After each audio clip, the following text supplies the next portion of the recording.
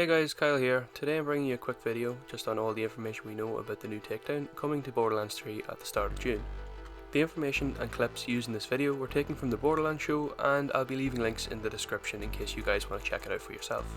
So guys, right off the bat, the host of the Borderlands show, Greg Miller, Fran Mirabella and Mitsu, upon revealing the footage, spoke of new enemies with new mechanics, some puzzles and also some other secrets. With it also being said that the new Guardian takedown will be very different to the Malawan takedown.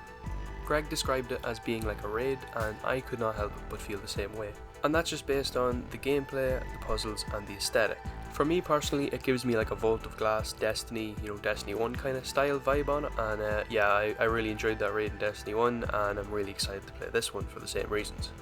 Another thing that was said, and another thing that I'm very excited about, is what Mitsu said on the possibility of this takedown going on to further the story of the Guardians and how they fit in with the overall plot of Borderlands. Mitsu goes on to say, basically the Guardians have been lying asleep for many years, lying dormant, so why wake up now? What special occasion or what kind of thing has caused them to awaken in the overall story of the game?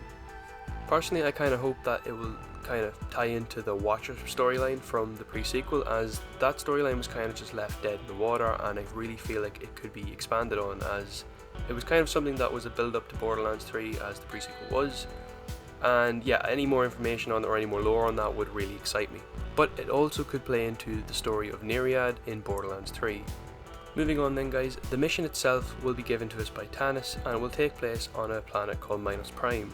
And the planet seems to be very similar to Necro in aesthetic, so that's another cool aspect of it. It's a really cool planet, Necro, so hopefully this kind of little planetoid or whatever Minos Prime is, it does look very similar, and you can actually see in some of the gameplay we've been shown, there's some fauna from Necro you can fight. I think that's kind of one of the beginning areas of the raid from what I guess and gather, but very cool to see that aesthetic being used again. The takedown is also going to feature like a lower gravity, and this is something similar to how it was handled in the pre-sequel, so you can see here in the gameplay at times we'll be floating about almost, and I'm not sure if this is going to be for the full takedown or just some segments of it. So coming back to the puzzles I mentioned at the start, Fran seemed to mention that some of the puzzles will have us kind of splitting up and taking on multiple things at once, and this is really cool to me and it'll be a cool thing to experience, and I'm getting like heavy Destiny vibes of this whole thing.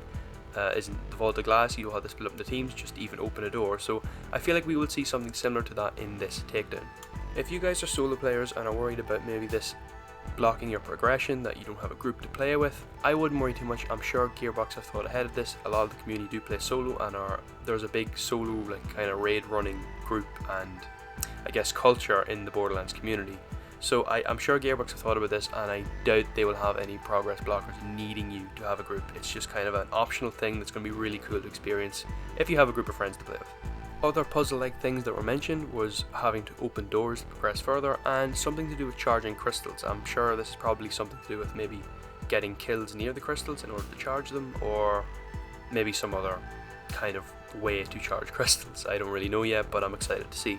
Overall guys, the new takedown sounds like a proper raid experience through and through.